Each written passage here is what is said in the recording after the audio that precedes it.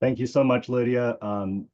Really a pleasure for me to be here with everybody today. Some of you may have seen me before with Mojde, my partner, over at SolveCC. So I'm also the co-founder of SolveCC. But for the start of today's presentation, I'm going to take my SolveCC hat off and I'm going to put the intelligent.com hat on. And what we're going to do is talk a little bit about some of the surveys that we've done.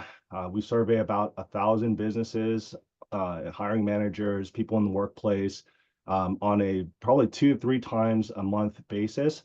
And we've got some interesting stats to share with all of you today. So the title of this presentation, let me go ahead and share my screen here. I realize I'm not doing that, so that's probably important. Um, when this pulls up, let's just make sure that it's all working. Apologies. Okay, great. Can everybody see, can you see my screen? Yes. Mojo? Okay, great. So the title of this presentation is Degrees versus Skills. And what we're really looking at here is how can higher education align with some of the workforce needs? So there's a lot of things going on in the workplace right now. There's a lot of different perceptions around Gen Z, the job market, the economy, what's happening with older workers as well. But the thing that we're going to focus on today is what is happening with recent grads as they prepare to enter the workforce. There's a variety of different things and different factors and perceptions that are happening with Gen Z as they prepare for the workforce. So that's going to be the topic today, and we're going to have a quick discussion after this presentation to discuss some of the stats. We're going to talk a little bit about SolveCC and our partnership with NACCE and what we're doing to prepare students for the future of work. So with that, I'm just a quick introduction on myself. If the slide will move. Okay, so for myself, for those of you who don't know me or haven't heard me speak before, first and foremost, I do not come from education. I do not have an education background where I've been working inside of higher ed or even through K through 12. I've been working adjacent to education with my partner Mojde for probably over 10 years. A little bit about my previous history before that is I've been an entrepreneur for over a decade. I've started a variety of different businesses. Some of those businesses have done well, but most of them have actually failed. So one of the most important things for me is that I've learned so much through my entrepreneurial journey that I do think that there's so much learning that can happen through experience. I want to share some of those learnings, some of those experiences, and motivate the next generation of leaders and students to think entrepreneurially, to think about problem solving, and think about how they can actually prepare for the future of work, regardless of their background or regardless of their education. But what types of experiences can they actually go through so that they can actually go out and be resilient and be prepared for the future of work. As I mentioned before, I'm also the co-founder of SolveCC. We'll talk a little bit about that towards the end of the presentation. In addition to what I do right now with Intelligent and SolveCC, I also have a growth marketing agency where I work with business to business companies, direct to consumer brands as well. I help them with marketing strategy, sales strategy, and overall kind of business strategy. A lot of these companies are also going through business transformation themselves, as there's a lot of changing things that are happening in the market, and I'm helping them with some of those changes. Beyond just marketing, beyond product development, what we're doing is also trying to help them prepare operationally to stay resilient within this market. Prior to that, I've worked in the tech field. I've been an executive in marketing as well as sales operations, from startups, even as a solopreneur, all the way up to organizations in the Fortune 100 with over 40,000 employees globally. So I've got a variety of different experience with that, but my true passion lies outside of the corporate world. My true passion actually lies with working with young leaders. And so I've found different opportunities, over the past 10 years to participate in that. And I feel like I can provide a unique perspective because I do not come from education, but I come from industry and the workforce instead. Rather than going and working in one higher ed institution or regionally, I've really tried to figure out a way where we can reach more people. Fortunately for me, intelligent.com has provided me with a platform in order to do that. Intelligent is a resource platform for students exploring college, online education, skilled trades, and kind of all paths to the future of work. We're looking to be a resource to provide people what's going on in different industries, what are the different types of schools, online programs that they can go to achieve some of these goals. But ultimately, my goal is really to bring awareness and exposure to the perceptions within industry. In 2024, I'm proud to say that my commentary analysis has been featured in over 50 news articles. We've been referenced in over 80 Department of Education online resources. And here's just some of the logos of the media companies that we've worked with or kind of been featured in. So Forbes, New York Times, and more. Before we get into this, I'm going to play a video, and hopefully you guys can hear the sound. I'm just going to double check this really quick to make sure my computer audio is on. Okay, great. And so some of you guys may recognize Simon Sinek, right? He's thought leader, been talking for a long time, like many decades as a motivator, and really talking about as a futurist as well. So I'm just going to play a quick snippet of this for you. It's going to be about 15 seconds, and then let's guess, which generation is he talking about?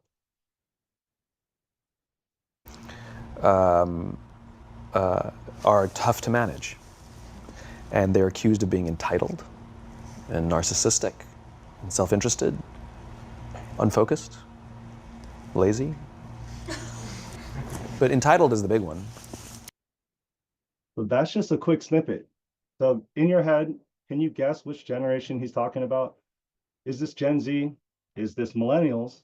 Is this Gen X? This podcast interview happened 8 years ago, right? So he definitely wasn't talking about Gen Z. He was talking about millennials as they entered the workforce, working with millennials. Those words, entitled, lazy, unprepared for the workforce, those things resonate today if you look at the headlines around Gen Z. So is the question that we want to ask and the question that we're looking at, is this generational or is there something unique about Gen Z that dominates the headlines that we see today? What I thought to do is, these are some of the articles that had recently been featured in, and it's also going to serve as discussion topics for what we're talking about today. In the Fortune magazine, I just had an article come out there and we were quoted alongside with Andy Jassy, Mark Zuckerberg, Richard Branson, talking about Gen Z grads and the perception of them not being ready for work. The headline here is bosses are firing Gen Z grads just months after hiring them. In Money magazine, the next topic is talking about what is the perceptions of Gen Z. Hiring managers say Gen Z workers lack work ethic. Business Insider had a really good conversation with them about 6 months ago, talking about what is the value of a college degree now in the age of AI. Is having ChatGPT experience better than a college degree? And the last topic is talking about the value of a college degree and the degree requirements that a lot of companies and organizations are starting to remove as a requirement for getting a job. So we'll dive into our first topic here. This is the employer's perception of Gen Z recent grads. We actually did this survey 3 times over the course of the last 12 months. And it's because this has become our most popular data point, the most popular topic of discussion. You may have seen it yourself, dominating headlines or just in the social media conversations, where you consume content. There's a lot of negative stereotypes and biases being pushed around Gen Z. With this, we found that 1 in 8 hiring managers are going to be avoiding hiring recent grads in 2025. 33% of hiring managers say that recent grads lack work ethic, and 24% of them say that they're unprepared for the workforce. 1 in 4 find recent grads unprepared for interviews. So getting a job is one thing, but the ability to actually get the job or have the opportunity to interview for a job is another thing. And 55% of hiring managers have had to fire a recent college grad in 2024. As you can see, there's a lot of negative perceptions around recent grads and their ability to enter the workforce and be successful. Now, that previous video that I had shared about millennials entering the workforce, you can see that a lot of these stats almost mirror the exact same headlines that we would have seen 10 plus years ago with the next generation entering the workforce. As Gen Z just recently surpassed the amount of baby boomers that are in the workforce, is the problem Gen Z? Is the problem gonna go away? Gen Z is the fastest growing generation that's that is in the workforce now and starting to phase out other generations. So the question that we need to ask ourselves is, how are we preparing Gen Z despite all of these stereotypes and experiences, that perceptions that hiring managers have had? If you want the full stats and the write-up for this survey, I'm going to share this presentation with you afterwards. But down here on the left-hand side, you'll be able to click and it'll take you out to our resources analysis for this. I'm sharing this graph with you to kind of show you all of the data points where people say that, these are some of the common challenges that have been reported with recent college grads. You can see the top one is a lack of work ethic, right? Lack of motivation, doesn't respond well to feedback, and offended easily, right? Are these fair criticisms? Do these look familiar? If you look in your own kind of organization where you're teaching and you're working with your students, do you agree with some of these perceptions? Or is it something that it might just be a minority of people that are really creating these types of perceptions for the overall generation?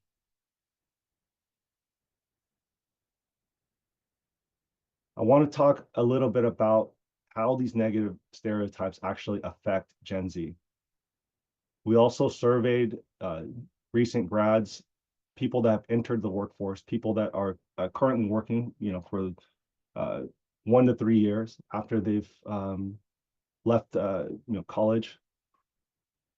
I want to talk about how this is affecting Gen Z. 4 in 5 of Gen Z employers say that they're victims of generational stereotypes, costing them jobs, costing them promotions, costing them opportunities to work on different projects, advance their careers. That's the perception that Gen Z is having right now with the current workplace, with their managers, with the work that they're doing. Gen Z feels that they have to work unreasonably hard compared to other generations in order to get the same opportunities or to prove to leadership that they're reliable and can take on additional responsibilities.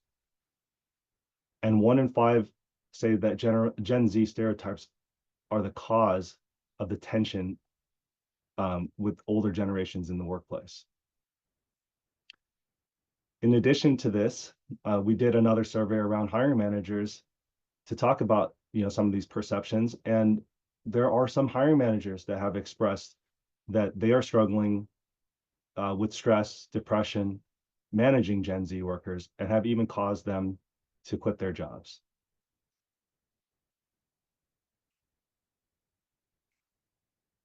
So I want to ask a question. Why are all these recent grads struggling? Is it just the perception that is generational, moving from millennials into Gen Z, as they are the ones that are now entering the workforce? There's a few different factors here that I want to discuss. Number one is a lot of these recent grads started their college journey, their higher education journey, in the midst of the pandemic. During COVID, they had to deal with remote learning, not being able to participate in the classroom, sometimes not being able to see their professors' faces.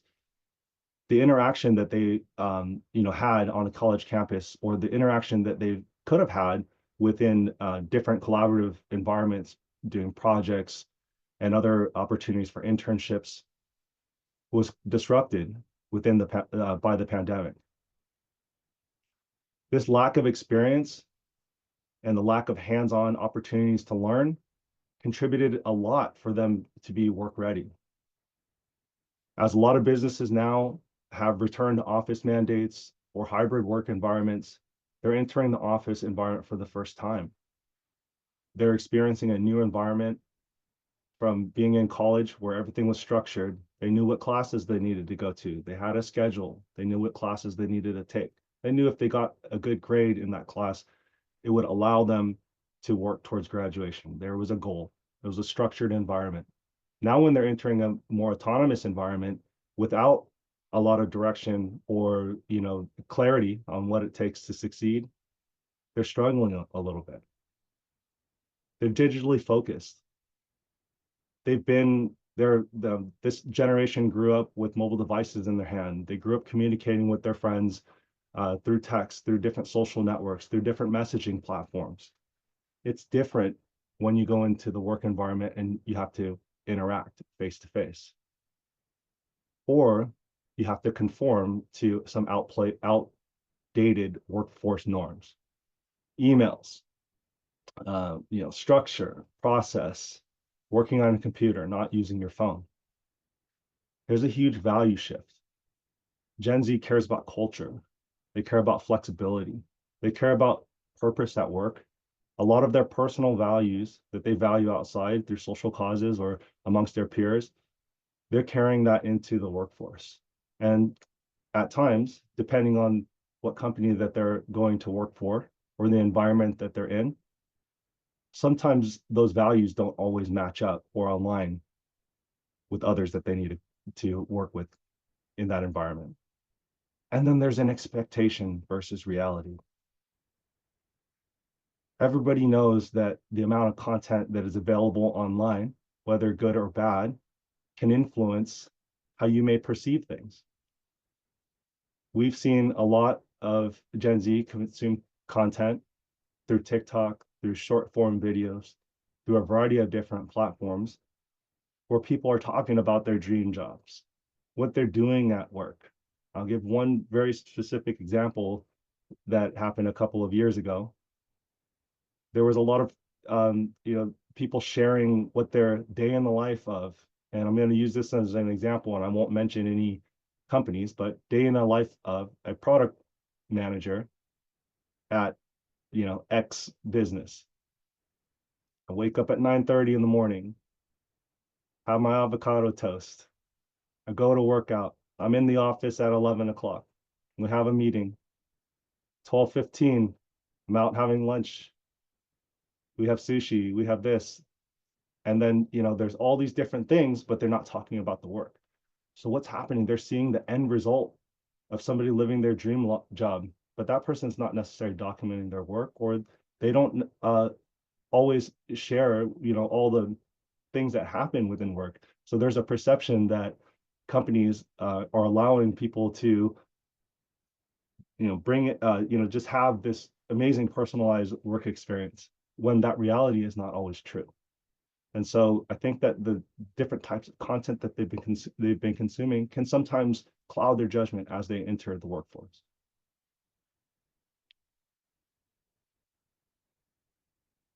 One of the biggest topics for the past couple of years has been talking about AI. You're going to see from these stats that we were talking about ChatGPT. We did this survey about 8 months ago when ChatGPT was about a year and a half old, OpenAI. That's all that everybody was talking about. Businesses were talking about how do we take advantage or integrate ChatGPT and AI into our businesses. And we asked specifically about ChatGPT, but the speed of technology and the speed of AI at which it's moving today, it's not just ChatGPT and it's not just AI. There's future technologies that are out there moving at such a rapid pace that organizations, companies, people in all different industries are looking on how to capitalize on this and what that means for the future of work. So just some quick stats here is 80% of the business leaders that we surveyed 8 months ago believe that ChatGPT skills are valuable for entry-level positions. I don't think that's going to surprise anybody here today. In addition to that, 83% also say ChatGPT experience makes resumes stand out, right? 50% of companies are already providing ChatGPT training to their employees. And 79% of business leaders predict that ChatGPT and AI skills will become even more important by 2025. Now, we did this survey 8 months ago. Everybody here today looking at this, these results, it's probably not a surprise to you. But 8 months ago, this was a big point of contention. When we were talking in the media to different news outlets, this was all that people could talk about. They were just extremely shocked about the speed of how fast AI has been developed. We asked a question: are AI skills more important than college? With 77% of respondents saying that it was very important for college students to take ChatGPT related coursework. Again, we asked this 8 months ago. And the audience that I'm speaking today, how many of you actually have ChatGPT related coursework a year ago that you were providing students? So the perception, sometimes from the employers, is also not the reality. 46% said that having AI experience could be more valuable than having a college degree. And almost 85% of hiring managers and employers that we surveyed said that it was important for workers to self-learn AI skills.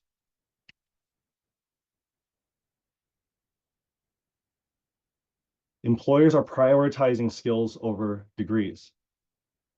33% of companies eliminated bachelor degree requirements in 2024 in a variety of different industries. This is data from the people that we surveyed very specifically, but on top of that, in the tech field, we've seen that over 48% of companies have actually eliminated bachelor degree requirements for a lot of entry-level jobs as well. Additionally, 25% of these companies said that they will continue to eliminate bachelor degree requirements for more roles by 2025. And 3 in 4 business leaders at companies that have removed requirements say that it's been beneficial for the company. Some of the reasons that they've given is in order to create a more diverse workforce, to find people who have skills but haven't had those opportunities for one reason or another. They may not have had access to those opportunities to go to college, or may have had other things in their lives that they weren't able to do that. Finding a diverse workforce was one of the biggest things, and access to more talent was one of the biggest responses from these companies. So I want to ask, is what we are doing enough? A lot of schools have career centers that are out there helping students partner with industry, provide internship opportunities, develop connections within the industry. Schools have startup competitions. They have pitch competitions, opportunities for kids to go in and share ideas. I recently saw, believe this was last week, that the Cal State school system has announced a massive integration with OpenAI and several other companies to provide access to tools and resources to over 500,000 people within the system. There's grant funding, there's pathways, there's a lot of traditional ways to go push these initiatives. However, is this enough, is what I ask. I've helped with a lot of schools in the past to put together programs that they were going after grants. The one thing that I've always struggled with myself, and this is a personal take, is that by the time that these opportunities roll around, they're not geared towards the current students that we're currently working with today. They take months, maybe years to implement. And by that time, the proposals that we had put forth, the industry has changed. and they're less relevant than they were a few years ago when we had actually pushed those initiatives to move forward. The biggest thing that I feel has helped me, as well as some of the other students that we've mentored, is giving the permission and the ability to self-learn. We want to teach people to be lifelong learners, give them opportunities to let them know that, while you're going to school and you're learning in an institution, your professors are your greatest asset beyond what you're learning in school. They're really teaching you to learn. They're giving you the ability, the opportunity to learn and become lifelong learners and become self-sufficient. So while I ask that a lot of people go out and learn and create opportunities outside of the classroom, that's not a knock on colleges at all. That really is just asking everybody to give people permission to learn. This is just a quick snapshot of some of the free courses that are available for AI technology. And you can see a lot of these come from the industries or from the companies that are some of the market leaders: Google, IBM, Adobe. These courses are free and they take 1 to 4 weeks. Is this going to teach anybody, everything that they need to know to go in and get a job? I don't think that's the purpose. The purpose here is really to provide an introduction to AI where they may not have had those opportunities, immediately put in front of them. That's one opportunity outside. How's Gen Z going to succeed? Gen Z is the highest skilled generation entering the workforce today. They're digital savvy. They're technically competent. They have so many skills, but they lack the context of the business environment or different things that are happening within industry.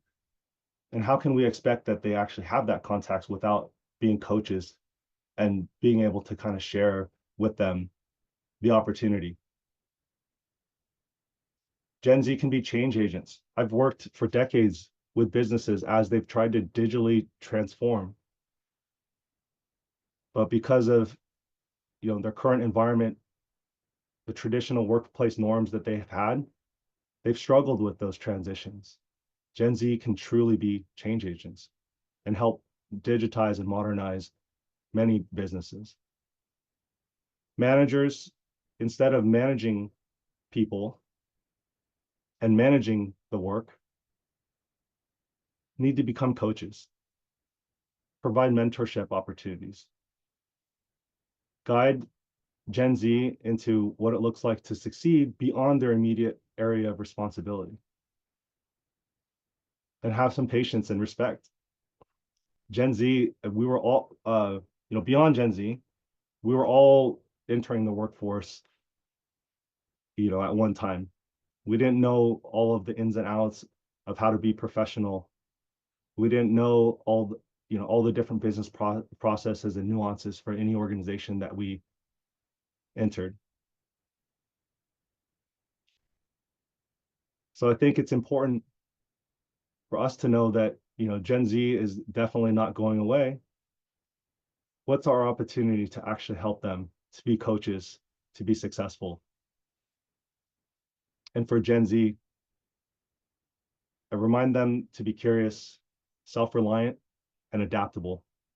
We don't know what the future holds or the future of what the future of work looks like. The jobs of tomorrow do not exist today, but we want to prepare the future generation to be adaptable, regardless of their background, regardless of their experiences that they've had in the past. We need to teach them to be lifelong learners and be adaptable. An attitude over everything. I think that's the biggest thing that we can teach Gen Z, is having that attitude, being self-motivated, and carrying a positive attitude. There's plenty of people out there that want to help you. If you have a positive attitude, coachable, and are eager and motivated, there's an endless amount of people that would want to help. So with that, that was my intelligent.com hat, sharing the stats from the studies that we've done. What I want to do now is talk about SolveCC and our partnership with NACCE. Myself, my partner, Mojde, who you probably have already seen, we started SolveCC a few years ago. And our mission has been to bridge the gap between academic learning and preparing students for the future of work. We're trying to empower students to pursue their passions, apply the classroom learnings that they've had, and ultimately tackle real-world challenges. We find that doing that through experiential learning opportunities, partnering with community colleges and other organizations to bring those opportunities in an easy way can have the greatest impact.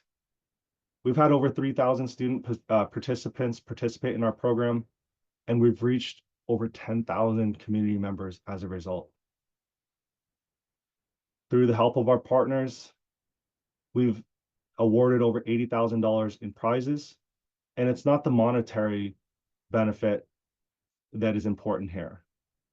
It's really the impact that we can have within community colleges. I truly believe that community colleges are a great environment to teach entrepreneurship.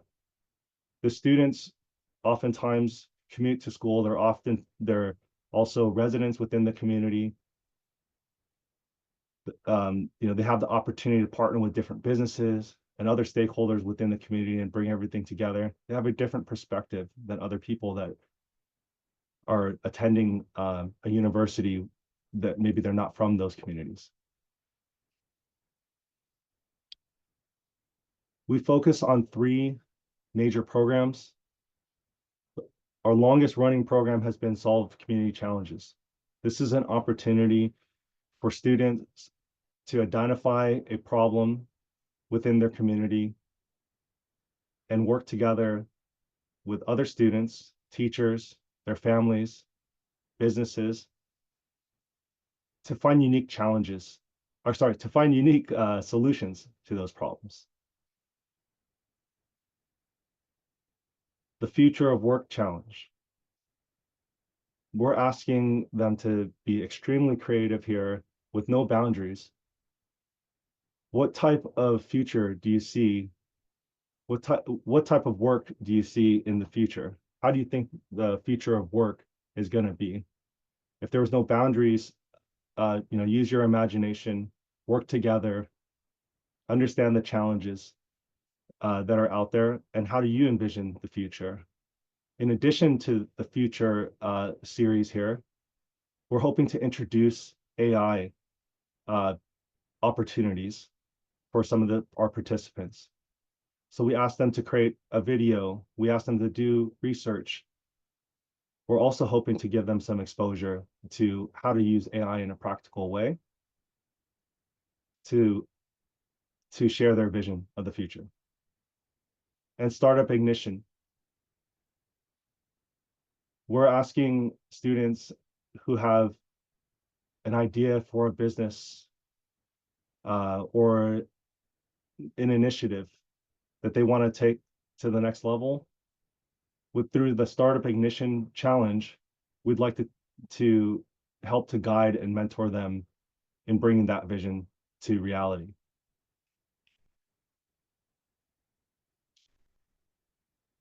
So we've partnered with NACCE this year to launch the Future of Work Challenge.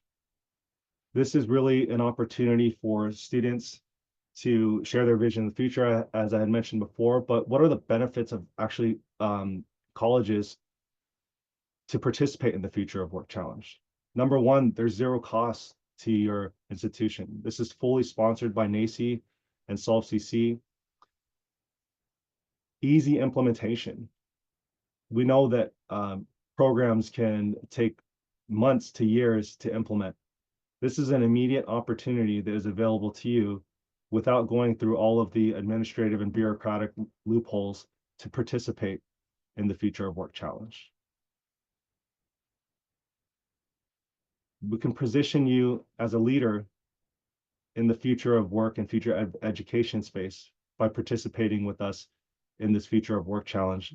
It's nationwide, and it's an opportunity to participate beyond just your community. And of course, recognition. Winners are going to be announced at our at the NACCE 2025 annual event. From the student perspective, they're going to gain essential skills through competition. Helps to develop a future-oriented mindset. We're really trying to get them to do research, to anticipate trends, and share their reasoning and being proactive about how they want to shape the future of work. By participating and collaborating with others, they're going to learn self-management. They're going to learn project management skills, developing opportunities to collaborate, not just with other students, but with people in the community or people from other schools or even teachers.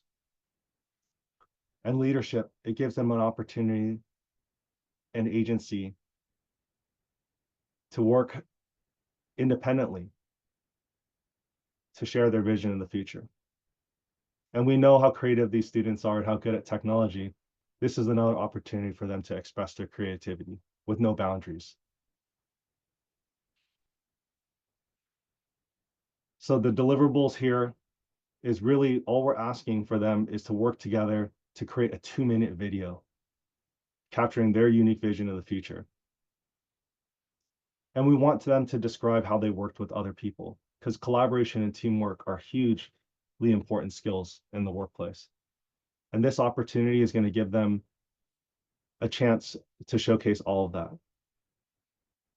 We require at least one student per team, but they can bring anybody else in. It could be a parent, it could be family, it could be friends, it could be people within the community or different organizations. Everybody brings a unique set of skills, but we really want the students to lead this team. Here's a quick snapshot of the timeline. Right now, the registration is open. We've already got some students registered for this.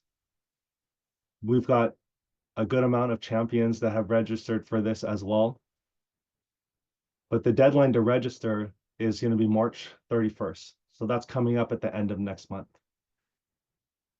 In August, we are going to put up the submission deadline. So this is the opportunity for them to get all of their submissions in. So from now until August, it gives them ample time to work on a 2-minute video. And in October, we're going to select the winners, and they will be announced at the 2025 NACCE conference. So how can you get started? This is a free opportunity. If you want more information, you can scan this QR code here, or you can go to futureofworkchallenge.com/champions. This page will have all of the information about what we're doing with the Future of Work Challenge. In addition to signing up for this challenge, in addition to it being free, you'll have a special invite to our future webinars where we'll bring on industry leaders to talk about the future of work, to talk about what other higher ed institutions are doing to rise up to some of these challenges, some of the programs and best practices that they've implemented.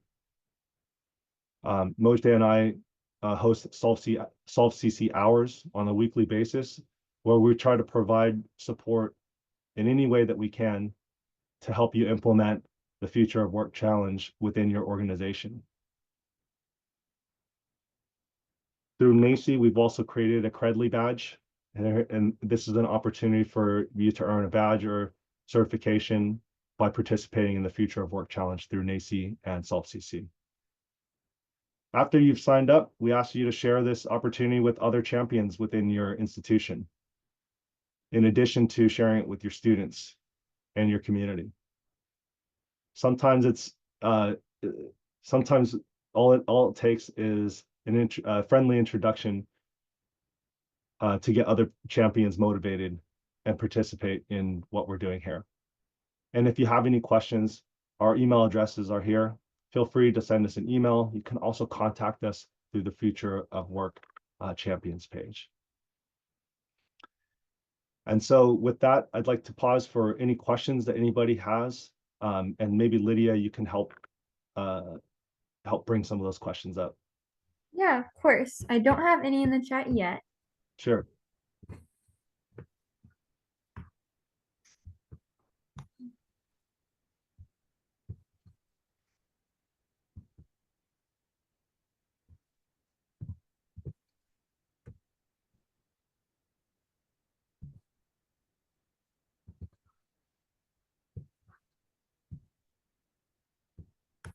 So maybe I'll ask a question, and then if anybody wants to answer, you can either answer in the chat, or we can unlock your mic and we can have a conversation.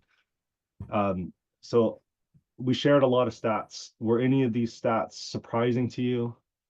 And if they were surprising, which ones were they?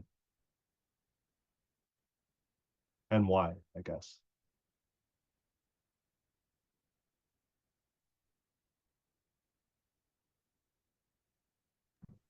We did just have some questions come through as well. Sure, sure. All right, I'll go ahead and read those. So we have a question. Can students participate in this on their own, or does their college need to register first? Great question. Students can definitely participate on their own, and we will be promoting this, through SolveCC as well. So they can definitely go and register on their own. There's really no registration for the college. The registration is for champions, meaning that if you're a teacher, administrator, faculty member, or work at some organization, and you're interested in this topic, registering as a champion um, means that you can participate. Anybody you bring in can participate, but this is open to all students. So if they just go to the futureofworkchallenge.com, they can go and register to participate. There's no it's open to everybody. Awesome, thank you. And then another question that we got is regarding the stats presented, are we able to share those with our academic and professional circles? I'll be sure to credit SolveCC. Yeah, absolutely. So this presentation will be shared afterwards as well. If you go to you can feel free to share any of this information. Just to clarify, these stats are coming from intelligent.com, which my role there is I'm the career education advisor. So feel free to share any of these stats. You can credit SolveCC, or just wanted to clarify that those stats came from Intelligent.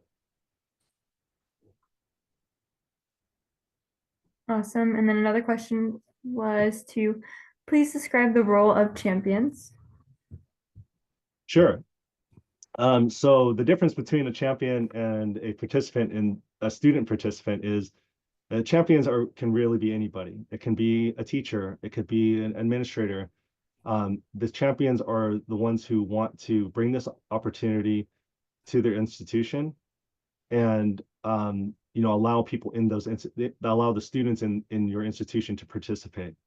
With champions, you're kind of partnering with us. We're here to help provide resources, help to share best practices in order to get more people involved.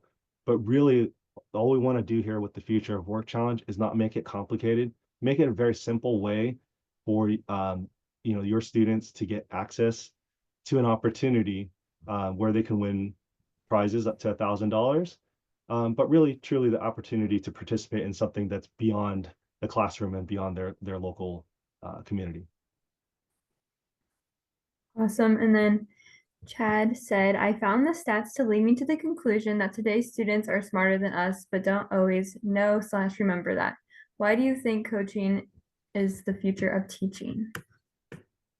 That's a great question.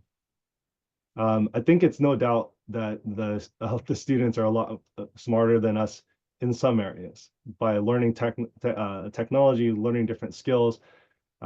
Frankly, there's a lot of discussion right now happening in the workplace and within education as well, is that how do we adapt AI into our teaching, and how do we learn some of these new skills and new tools so that we can teach and prepare our students. I think that beyond just teaching them the skills, or sorry, teaching them within the classroom, it's important for us to be coaches. Teachers have so much access to different students, a diverse a population of students, and each semester, each quarter, or every single time you have a new class, you have a new set of students to teach.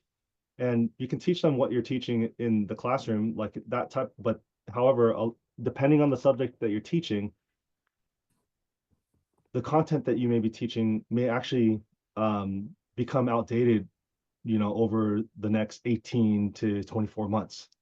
So the true opportunity here is to teach students how to learn, how to be curious, how to recognize that what they're learning in class, how does it apply outside?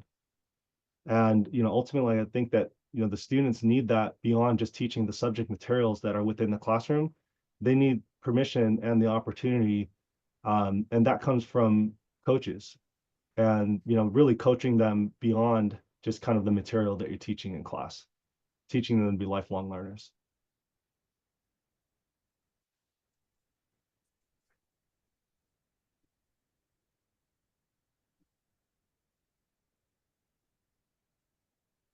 If I may add something to that, good morning, good afternoon. I'm Mojdeh, Huy's partner in SolveCC. We have had professors attending the SolveCC projects in the past.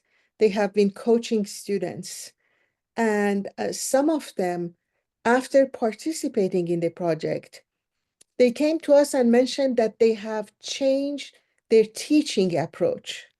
They are trying to coach their students. We are not requiring any specific skill from them. It's just noting that we are not supposed to have the answer to all their questions. We are on the same boat. It's an environment of peer learning with the one difference that the coaches have more experience. So just being their sounding board, joining their teams and sharing your life experience with them, in many cases are more than enough. Some of the students do not have these kind of supports within their surroundings. Of course, I saw Corey responded that coaching offers more flexibility. Absolutely. Coaches have industry experience and expertise. Some of them do, some of them in the education system don't, but that doesn't matter. We are all gonna learn the same way. And the SolveCC hours that we are offering to the students and the champions have registered, we consider everyone there at the same level. We are having a conversation with them. We are brainstorming with them. They don't come by asking a solution and we give them the answer.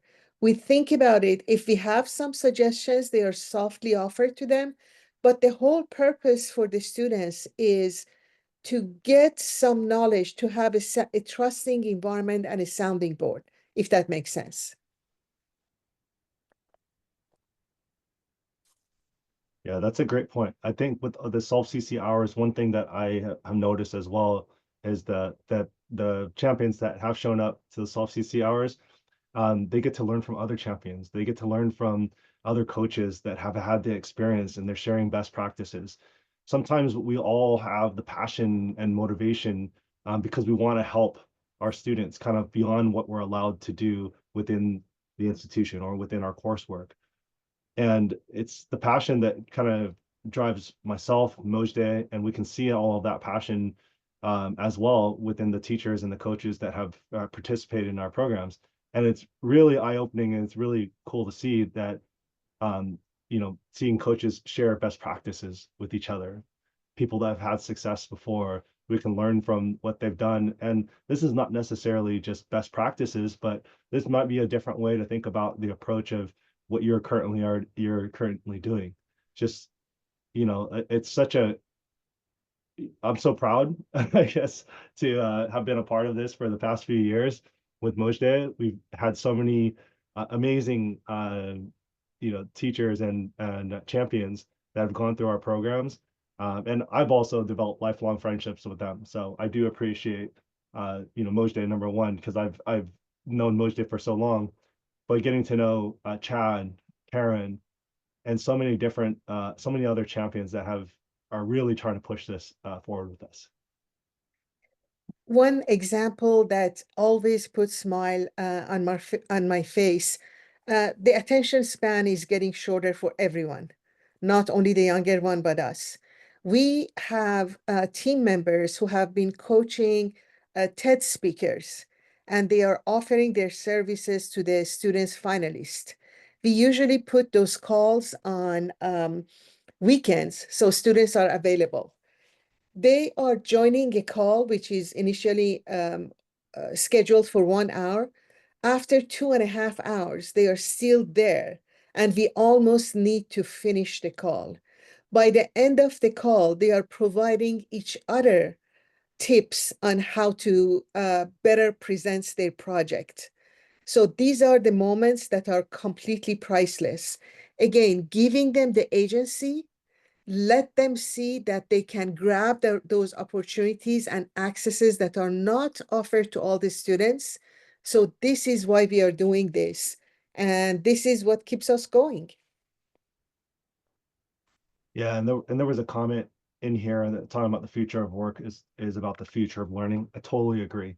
It definitely goes hand in hand. We don't know. There's always been a lot of talk about, in the future we're going to do this.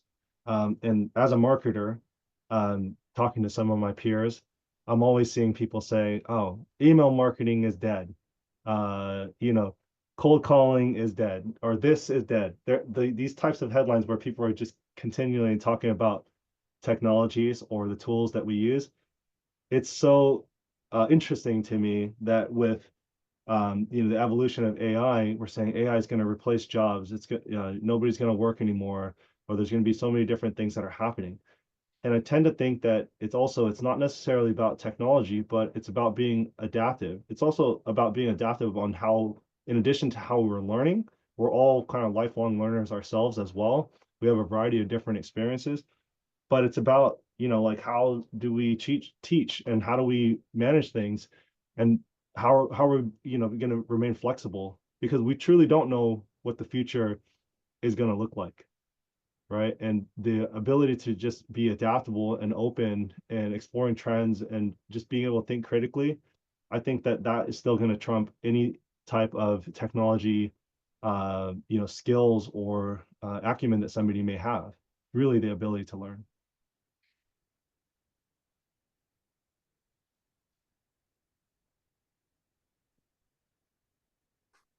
I responded to Sarah's question, but when we partnered with NACCE, we decided to open this competition nationwide, and this is not limited only to community college students. The whole purpose is to offer that access to all the students in higher education and basically crowdsource how they envision the work in the future. They know what they want, and that might be better than us deciding for them. So it's open to everyone.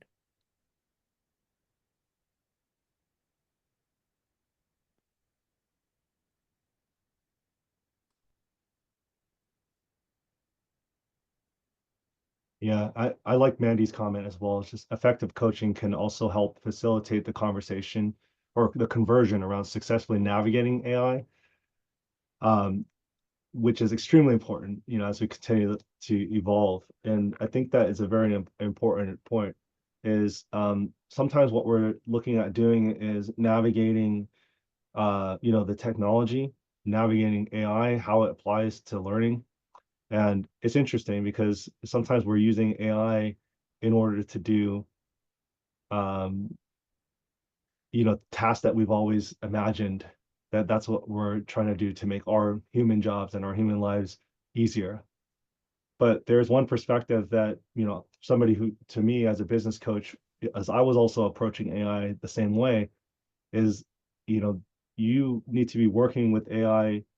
Well, everybody's working with AI, so the technology is going to be less relevant to learn, but what is the technology doing? Are we programming AI for human experiences, or are we programming AI to, for other AI experiences? And I think that the coaches are helping to kind of open up a different perspective of looking at things and being adaptable. So I just wanted to share that personal example for myself, kind of within my professional life, is I was looking at AI and technology to do the human related tasks that I didn't want to do anymore, but how can we be more productive in actually doing that?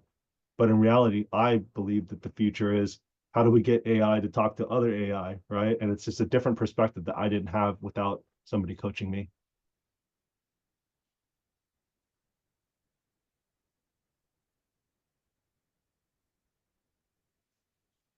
I'm going to get that question from Shani. Would you please describe the process for the challenge in more details? Do students sign up directly? What happens after after someone sign ups as a champion? When you sign up as a champion, I answered this one first. There is no string attached. That simply means you're joining our community. We send you some resources, and you will be invited to SolveCC hours and share best practices with other champions. Brainstorm with them. It's a very conversational brainstorming session. We are not teaching you how to coach them. It's a peer environment. We are coaching you how to coach them. So no string attached. You can sign up as a champion, join a few of these sessions. You can do as little or as much as you want to spread the word, to work with some of the teams, to become a part of the teams, entirely up to you. This is the same thing for the students. We want them to be free. If you look at the landing page or the website that Huy has put there, you have two sections, one simply for the champions to register. The other one is for the students. The students are just registering to say, I would like to participate. My intention is participating to this challenge. I have a team or I don't have a team. I need a team to work with. And we can facilitate connecting them with other students or not. Then they will have access to the SolveCC hours. Any question they have, they can join us. They can send us questions. They can send us email. It's a very peer environment workflow, and we are going to help them. And I know that some of you has been involved with previous challenges that needed more coaching. This one, honestly, they don't need that much coaching. But if they need a sounding board as a coach, you can become that person, or we can become those persons. I don't know if I answered your questions or not. If you have any more specific questions, drop it in, and we still have 2 minutes. Yeah, and I think can you guys see the registration form for students? We're really not asking much information. We're trying to make this easy. We've had other programs in the past, and some of you have participated in there, and it is definitely much more involved. It's a different challenge, or not different challenge, but it's a different program. And we're asking for, we're just trying to create an opportunity that's easy to participate, regardless of the institution that you're in. In the past, we've worked very, in line, hand to hand with individual colleges, and that's been great. And we've had some great results out of that. So now this is just an opportunity for us to try something new on a nationwide scale. And you don't even have to be a part of NACCE as well. Right now, we're partnered up with them in order to sponsor the program and deliver some prizes and give some exposure for some of the students and the participants in this program.